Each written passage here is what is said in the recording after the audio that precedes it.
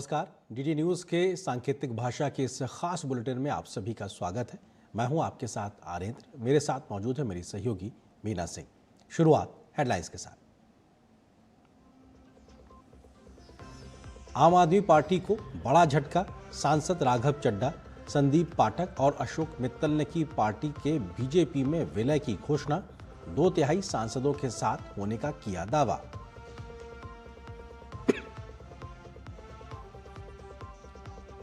पश्चिम बंगाल में पहले चरण की रिकॉर्ड वोटिंग पर केंद्रीय मंत्री अमित शाह का बड़ा दावा। कहा, बंगाल में पहले फेज की 152 में से 110 सीटें जीतने का भरोसा। सुप्रीम कोर्ट ने भी भारी मतदान पर जताई खुशी।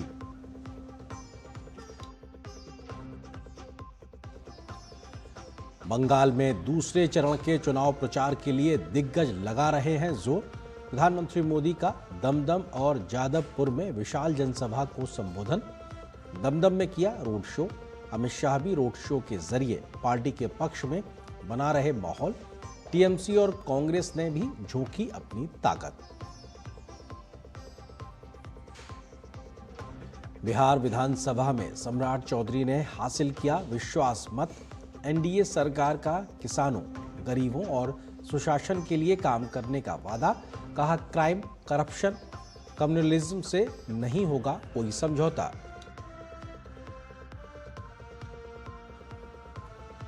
और पश्चिम एशिया की स्थिति पर सरकार की पैनी नजर। लोगों से पैनिक खरीदारी से बचने की अपील। देश में ईंधन के दाम स्थिर। कहा, विदेशों में मौजूद भारतीय नागरिकों की लगातार हो रही सुरक्षित स्वदेश वापसी।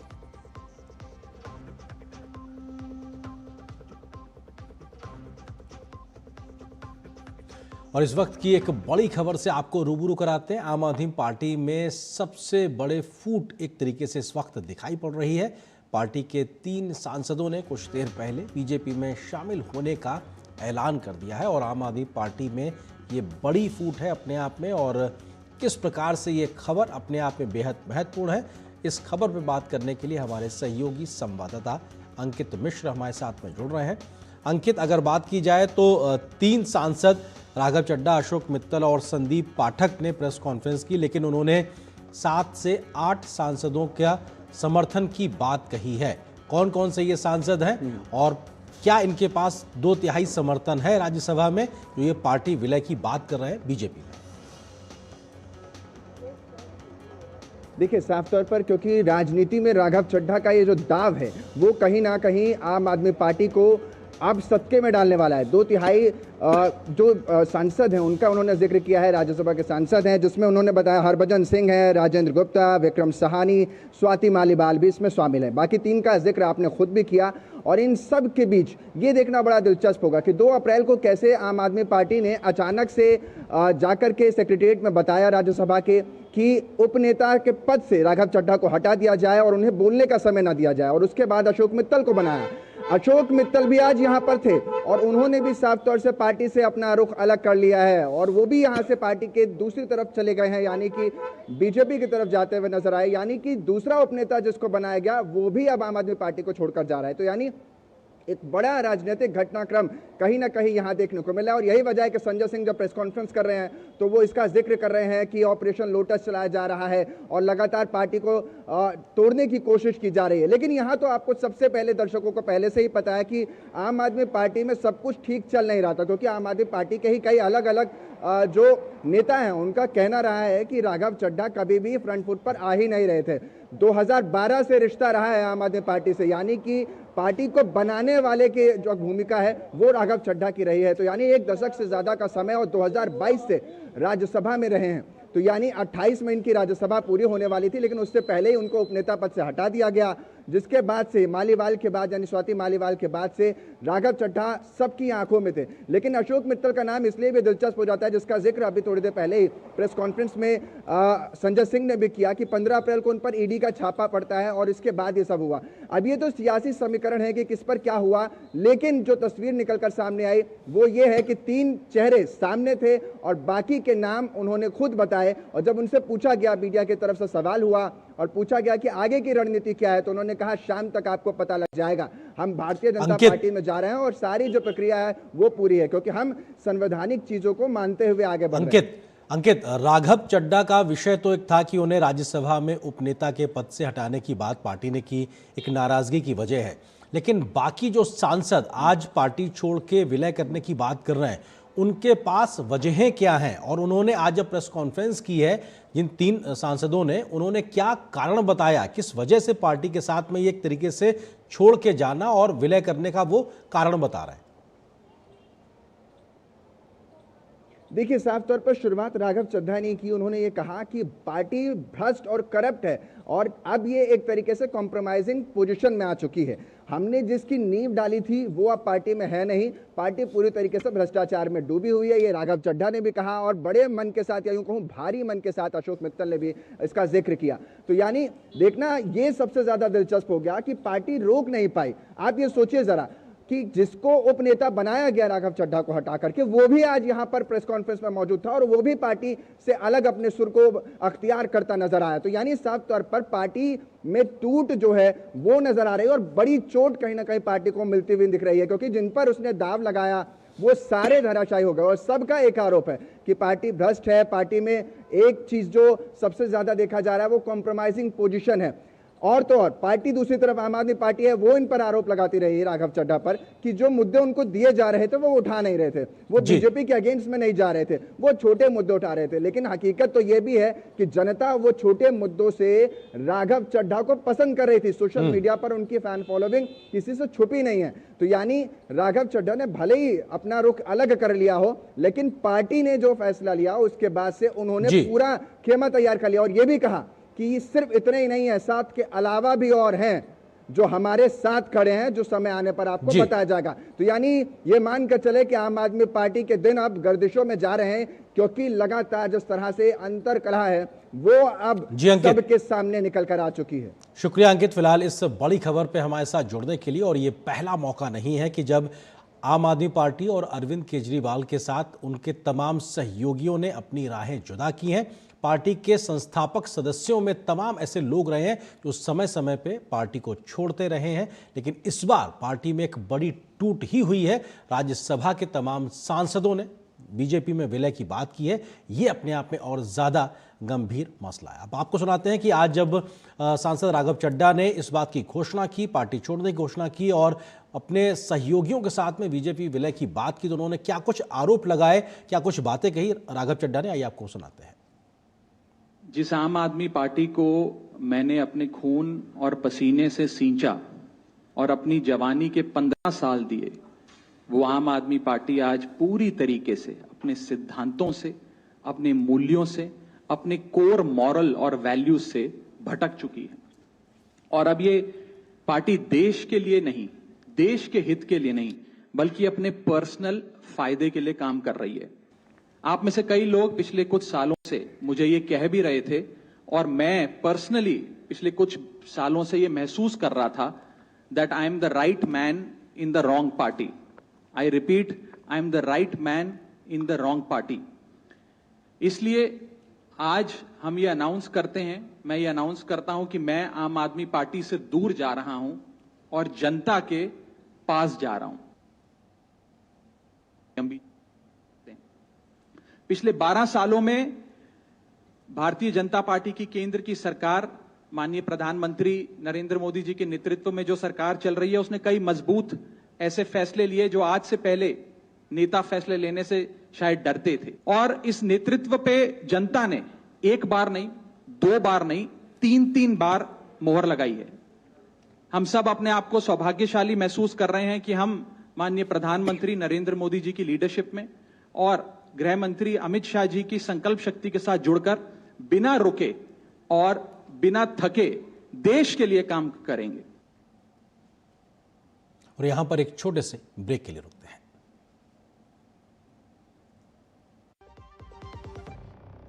जब धरती चीर कर निकलता है लोहे का पत्थर और मिलता है मोंगिया के जोश से, फिर तपता है, पिघलता है और बनता है फौलाद। अब होता है सरिया सारी खूबियों के साथ। मोंगिया स्टील, मजबूत देश का मजबूत सरिया।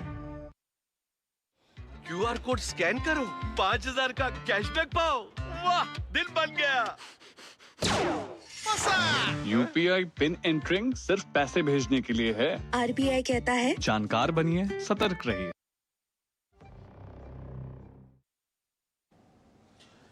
पश्चिम एशिया में तनाव के बावजूद देश में पेट्रोल, डीजल और एलपीजी की उपलब्धता पूरी तरीके से सामान्य है। पेट्रोलियम एवं प्राकृतिक गैस मंत्रालय की संयुक्त सचिव सुजाता शर्मा ने स्पष्ट किया है कि ना तो पेट्रोल डीजल की कीमतों में कोई बदलाव किया गया है और ना ही आपूर्ति पर किसी प्रकार का असर पड़ा है। उन्होंने पैनिक खरीदारी से बचने की सलाह दी है। डीजल की सप्लाई भी पर्याप्त उपलब्ध है, किसी भी पेट्रोल पंप पर ड्राई आउट नहीं है, परंतु यहाँ भी र्यूमर्स के चलते कुछ पेट्रोल पंप्स पर कुछ एरियाज में पैनिक बाइंग देखी जा रही है। आप सभी के माध्यम से मैं ये बताना चाहूँगी कि हमारे पास सप्लाईज पर्याप्त हैं, पेट्रोल और डीजल के प्राइजेस में कोई इंक्रीज नहीं किया गया है, इसलिए कृपया पैनिक बाइंग से बचें। क्रूड हमारी इन्वेंट्री सफिशिएंट है, कार्गोज टाइड अप हैं, इसके अलावा हमारी रिफाइनरीज ऑप्टिम कैपेसिटी पर ऑपरेट कर रही हैं। उन्होंने बताया कि घरेलू एलपीजी की आपूर्ति पूरी तरह सामान्य और सुचारू है। साथ ही 5 किलो के एलपीजी सिलेंडर की बिक्री लगातार जारी है। कमर्शियल एलपीजी जैसा आप जानते हैं कि 70% तक रेस्टोर है और अप्रैल के महीने में अब तक लगभग 1,47,000 से अधिक टन से अधिक कमर्शियल एलपीजी की सेल की जा चुकी है। 5 किलो के सिलेंडर्स की सेल भी लगातार सुचारू रूप से चल रही है। कल भी लगभग 81,000 से अधिक सिलेंडर्स की 5 किलो के सिलेंडर्स की सेल की गई है और अब तक 1,33,000 5 किलो के सिलेंडर्स लगभग 8,500 से अधिक अवेयरनेस कैंप्स में भी बेचे जा चुके हैं। विदेश मंत्रालय के प्रवक्ता रणधीर जायसवाल ने बताया कि भारतीय नागरिकों की सुरक्षा के लिए तेहरान में भारतीय दूतावास लगातार काम कर रहा है।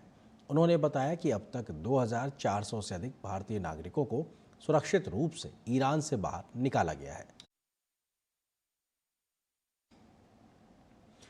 पश्चिम एशिया और खाड़ी क्षेत्र में स्थिति की विदेश मंत्रालय द्वारा लगातार निगरानी की जा रही है। विदेश मंत्रालय के अपर सचिव खाड़ी क्षेत्र असीम महाजन ने भारतीय नागरिकों की सुरक्षा और सहायता को सर्वोच्च प्राथमिकता बताया है। उन्होंने जानकारी दी कि सरकार स्थानीय सरकारों के साथ लगातार संपर्क में है। नागरिकों की सुरक्षा और सुविधा को ध्यान में रखते हुए सरकार द्वारा समय समय पर एडवाइजरी भी जारी की जा रही है। वहीं पत्तन, पोत एवं जलमार्ग मंत्रालय के निदेशक मनदीप सिंह रंधावा ने जानकारी दी कि खाड़ी देशों में हमारे नाविक और जहाज सुरक्षित हैं। भारत सरकार स्थिति पर लगातार नजर रख रही है। उन्होंने बताया कि पिछले 24 घंटों में भारतीय ध्वज वाले जहाज़ों से संबंधित कोई अप्रिय घटना रिपोर्ट नहीं हुई है। बिहार में भाजपा के पहले मुख्यमंत्री सम्राट चौधरी ने सदन में बहुमत साबित कर दिया है। राजद नेता तेजस्वी यादव के नेतृत्व वाले विपक्ष ने वोटिंग की मांग नहीं की, जिसके बाद स्पीकर ने ध्वनि मत से सम्राट चौधरी के विश्वास मत प्रस्ताव को पारित घोषित कर दिया। इससे पहले सदन में विश्वास मत के प्रस्ताव पर एनडीए और विपक्ष के नेताओं के बीच बहस हुई। राज्यसभा सदस्य चुने जाने और नीतीश कुमार के इस्तीफे के बाद बिहार की कमान संभालने वाले सम्राट चौधरी के लिए ये फ्लोर टेस्ट बेहद महत्वपूर्ण था। एनडीए गठबंधन, जिसमें बीजेपी, जेडीयू, एलजेपी, आरवी, हम और आरएलएम के सदस्य हैं, उनके पास 243 सदस्यीय विधानसभा में 202 सीटों का भारी बहुमत हासिल है। पश्चिम बंगाल में दूसरे चरण के लिए राजनीतिक पार्टियों ने अपनी पूरी ताकत झोंक रखी है। सबसे पहले प्रधानमंत्री मोदी ने दमदम में विशाल जनसभा को संबोधित किया और पार्टी के पक्ष में वोट की अपील की। इस दौरान प्रधानमंत्री मोदी ने टीएमसी पर कड़ा प्रहार किया। उन्होंने कहा कि टीएमसी ने लोकतंत्र के मंदिर को कुचल दिया है। जनता को संबोधित करते हुए प्रधानमंत्री मोदी ने दावा किया कि पहले चरण में बीजेपी की जीत का शंखनाद हो चुका है। भाजपा को मिल रहे अभूतपूर्व जन समर्थन का जिक्र करते हुए प्रधानमंत्री ने कहा कि पहले चरण के चुनाव में परिवर्तन पक्का कर दिया है। प्रधानमंत्री ने कहा कि दूसरा चरण टीएमसी की करारी हार पर मुहर लगाएगा। प्रधानमंत्री ने टीएमसी सरकार पर भ्रष्टाचार और घुसपैठियों की मदद का आरोप लगाया। पिछले 15 वर्षों में टीएमसी की सरकार ने बंगाल की पहचान को तहस नहस कर दिया है। बंगाल में घुसपैठियों को लाकर बसाया जा रहा है। यहां घुसपैठिए बंगाल की जमीनों पर कब्जा कर रहे हैं, यहां के लोगों का रोजगार छीन रहे हैं। एक और टीएमसी का करप्शन, दूसरी ओर घुसपैठियों का दबाव बंगाल के युवाओं को अपना घर छोड़कर रोजगार की तलाश में पलायन करना पड़ रहा है। प्रधानमंत्री मोदी ने ममता सरकार पर केंद्र की जन कल्याण योजनाएं बंगाल की जनता तक न पहुंचने देने का आरोप लगाया। प्रधानमंत्री ने कहा कि राज्य में डबल इंजन सरकार बनते ही जनता को इन परियोजनाओं का लाभ मिलना शुरू हो जाएगा। प्रधानमंत्री ने आरोप लगाया कि ममता सरकार ने बंगाल के वंचित समुदायों पर कोई ध्यान नहीं दिया। प्रधानमंत्री नरेंद्र मोदी ने पश्चिम बंगाल के जादवपुर में एक अन्य जनसभा को संबोधित किया। प्रधानमंत्री ने कहा कि दूसरा चरण टीएमसी की करारी हार पर मुहर लगाएगा। प्रधानमंत्री मोदी ने टीएमसी सरकार पर भ्रष्टाचार और घुसपैठियों की मदद का आरोप लगाया।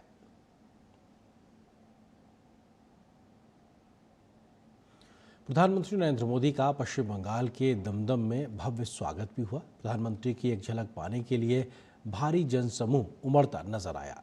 लोगों का उत्साह और उल्लास देखते ही बन रहा था।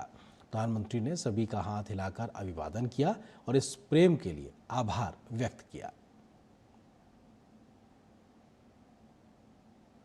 केंद्रीय गृह मंत्री और भाजपा के वरिष्ठ नेता अमित शाह ने पश्चिम बंगाल के हिंगलगंज में जनसभा को संबोधित किया। अमित शाह ने बंगाल चुनाव के पहले चरण के मतदान पर प्रतिक्रिया देते हुए कहा कि कल पहले चरण का चुनाव समाप्त हो गया है। 151 सीटों पर मतदान 152 सीटों पर मतदान हो चुका है। 152 में से 110 सीटों पर जीत कर सरकार बनाने की बीजेपी की उन्होंने तैयारी की बात कही। उन्होंने टीएमसी और ममता दीदी का सुपड़ा साफ होने की बात कही और बंगाल में भारतीय जनता पार्टी की सरकार बनने का दावा किया।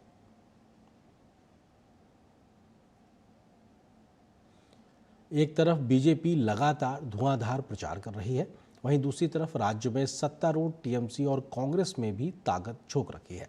ममता बनर्जी लगातार डोर टू डोर प्रचार कर रही हैं। उनके साथ अभिषेक बनर्जी भी लगातार चुनावी रैलियों को संबोधित कर रहे हैं। वहीं कांग्रेस ने भी चुनाव प्रचार में अपनी पूरी ताकत लगा रखी है। कांग्रेस के नेता पवन खेड़ा की कानूनी मुश्किलें बढ़ती नजर आ रही हैं। गुवाहाटी हाई कोर्ट ने असम के मुख्यमंत्री हिमंता बिस्वा शर्मा की पत्नी रिंकी भुइयां शर्मा की शिकायत पर दर्ज एफआईआर मामले में पवन खेड़ा की अग्रिम जमानत याचिका खारिज कर दी है।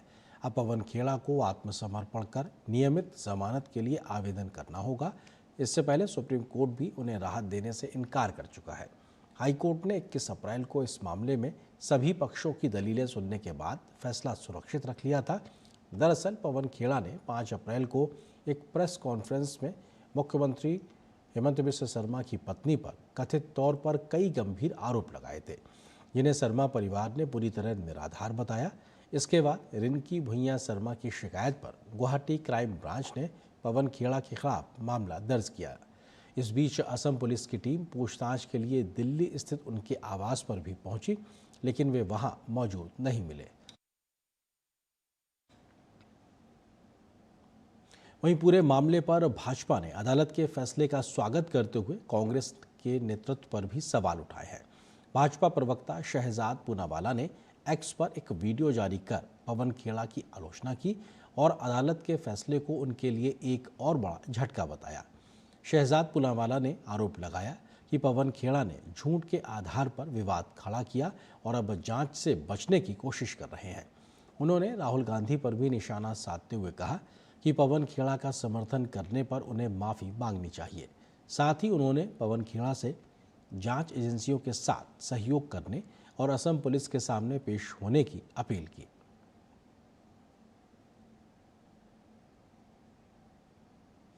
कृषि एवं किसान कल्याण मंत्रालय ने आज लखनऊ में उत्तर क्षेत्र कृषि सम्मेलन का आयोजन किया। इसमें केंद्रीय कृषि मंत्री शिवराज सिंह चौहान ने भाग लिया। उनके साथ उत्तर प्रदेश के मुख्यमंत्री योगी आदित्यनाथ भी शामिल हुए। इस दौरान कृषि मंत्री ने उत्तर प्रदेश में खाद्यान्न उत्पादन की सराहना की। देश में अन्न भंडारों की बात करते हुए शिवराज सिंह चौहान ने कहा कि आज अन्न के भंडार भरे हुए हैं। उन्होंने कहा कि प्रधानमंत्री मोदी के नेतृत्व में लगातार देश प्रगति के नए मापदंड तय कर रहा है। उन्होंने कहा कि आज देश के बासमती की महक कनाडा से लेकर अमेरिका तक के लोगों को लुभा रही है। वित्त मंत्री निर्मला सीतारमण ने पुणे में भारतीय स्टेट बैंक के नए स्थानीय मुख्यालय का उद्घाटन किया। इस दौरान केंद्रीय वित्त मंत्री ने बैंकिंग क्षेत्र को उभरती तकनीकी चुनौतियों के प्रति सतर्क रहने की सलाह दी। उन्होंने कहा कि भारत के बैंक डिजिटलीकरण के चलते अब तक मजबूत और सुरक्षित है, लेकिन माइथॉस नाम की एक नई और कम समझी हुई चुनौती सामने आ रही है। निर्मला सीतारमण ने बताया कि इलेक्ट्रॉनिक्स और सूचना प्रौद्योगिकी मंत्रालय इस चुनौती को समझने के लिए वैश्विक टेक कंपनियों, प्राधिकरणों और सरकारों के साथ मिलकर काम कर रहा है। उन्होंने संकेत दिया कि अब तक अपनाए गए सुरक्षा उपाय भविष्य के जोखिमों के लिए पर्याप्त नहीं हो सकते हैं और अधिक बहुमुखी रणनीति की आवश्यकता है।